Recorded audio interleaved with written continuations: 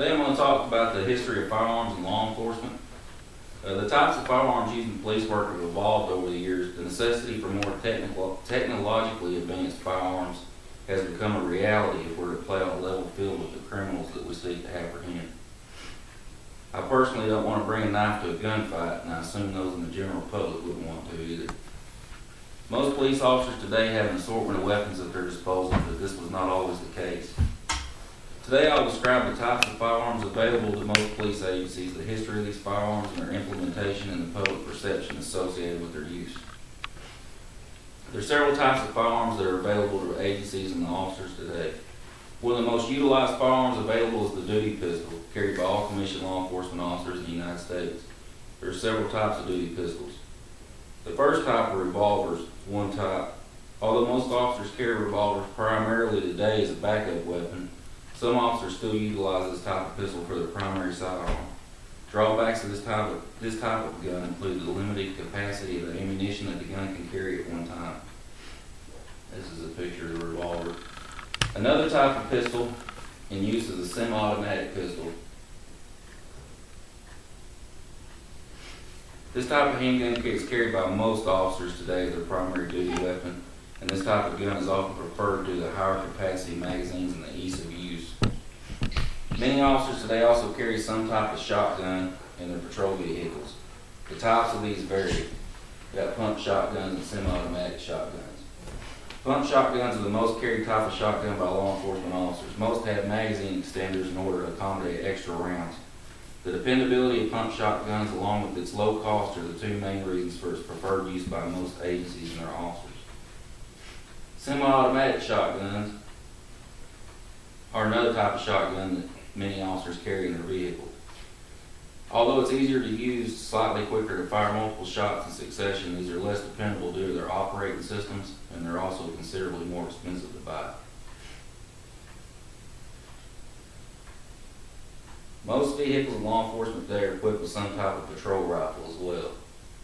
Submachine guns, which fire many of the same cartridges carried in duty pistols, are short and reliable rifles carried today. Most fire a 9mm, 40 caliber, or 45 caliber bullet, the three most common types that are carried in duty pistols. AR-15 type rifles are also carried by many law enforcement agencies and their patrol units.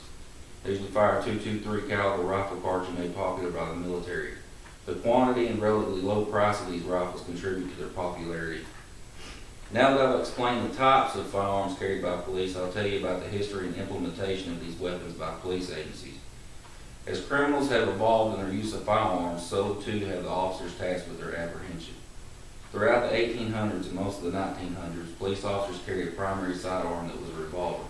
There were many reasons for this. Most criminals carry a revolver-type handgun due to its abundance and large quantity and availability of the cartridge used in the pistol. Most carried 5 to 6 bullets without reloading, and also were pretty much on a level playing field with the criminals. In the 1980s, shifts occurred in law enforcement in which many agencies began to issue semi-automatic handguns to their officers. Criminals were beginning to use these guns more often and they became more readily available.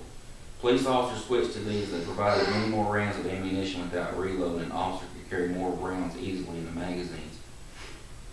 Although rifles have traditionally been carried by officers, patrol rifles used today are a result of officers being killed due to a lack of firepower in gun battles with criminals. On February 28, 1997, a bank robbery that would become known as the North Hollywood Shootout resulted in the injury of 12 police officers and 8 civilians. Over 2,000 rounds were exchanged in a 44-minute time span. Police were outgunned by 2 men wearing full body armor. Their pistol and shotgun rounds simply would not penetrate the body armor.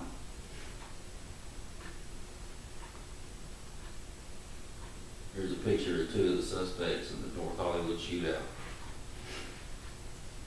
Modern special weapons and tactics officers or SWAT teams often utilize submachine guns due to their shorter length and the lethality of the rounds fired. Now that I've explained about the history of guns carried by police, I'll tell you about the public perceptions associated with the weapons that police carry. Citizens have become more vocal about what is called the militarization of police. When citizens see today's officers, they often recall the way in which police looked when they were younger.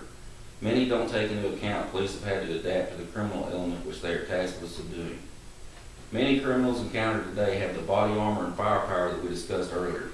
In order to perform their duties more safely, officers simply have to have the same abilities that criminals do. The training and tactics many criminals have learned in the military require police to be more trained and more proficient with their weapons than the criminals are. The costs associated with modern weapons such as firearms often requires police to utilize government surpluses such as military weapons. The U.S. Department of Defense Program 1033 supplies surplus weapons to local municipalities at severely reduced costs to the cities. The military has millions of dollars worth of weapons and other gear that are set to be destroyed after recent campaigns in Iraq and Afghanistan. Many departments and their officers have perpetuated the military perception that many citizens have of the police by using these tactical weapons, including firearms, when they are not necessarily needed. In conclusion, the history and use of different firearms by police departments mirrors closely the use of firearms used by civilians and criminal elements. In this speech, I attempted to provide a brief history and provide background about the types of firearms used by police. Law enforcement will always be forced to meet the firepower of the criminal element that is encountered. It is important not to become a truly militarized police force, but if police let public perceptions influence their ability to ensure the safety of both officers and the public they are sworn to protect, it will be difficult to effectively perform their duties.